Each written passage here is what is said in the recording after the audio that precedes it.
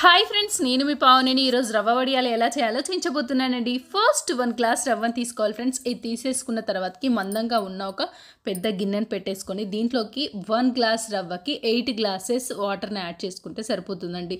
రవ్వ ఏ గ్లాస్తో అయితే తీసుకున్నామో వాటర్ని కూడా సేమ్ అదే గ్లాస్తో క్వాంటిటీ 8 గ్లాసెస్ తీసుకుంటే సరిపోతుందండి. వాటర్ని బాగా మరిగిన తర్వాతకి దీంట్లోకి 5 to 6 పచ్చిమిర్చి పేస్ట్ని యాడ్ చేస్తున్నానండి.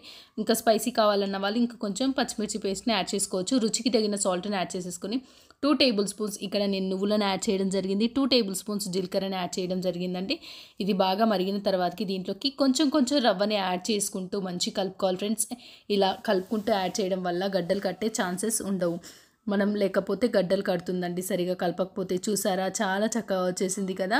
ఇది ఇలా బాయిల్ అయిపోయిన తర్వాతకి మనం ఒక హాఫ్ అన్ అవర్ అలా చల్లార పెట్టుకుంటే సరిపోతుందండి. హాఫ్ అన్ అవర్ తర్వాతకి చూడండి క్వాంటిటీ ఎంత బాగా ఉందో కదా.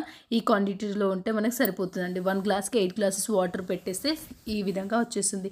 మనం ఒక ప్లాస్టిక్ కవర్ని యాడ్ చేసేసుకొని దీని మీద నుంచి మనం ఎండలో పెట్టేసుకొని మంచిగా స్టిప్గా కవర్ని పెట్టేసుకొని చిన్నగా మనం దోశ ఎలా వేసుకుంటామో ఆ విధంగా వడియాలని పెట్టేసుకుంటే మాత్రం రెడీ అయిపోతుందండి. చూసారా, చాలా చక్కగా వచ్చేసాయి కదా. ఇవి బాగా ఎండిన తర్వాతకి మనం అటు ఇటు టోన్ చేసుకుంటూ ఎండబెట్టుకోవాలి ఫ్రెండ్స్. లేకపోతే ఒక సైడ్ ఎండుతుంది, ఒక సైడ్ ఎండకుండా ఉంటుంది.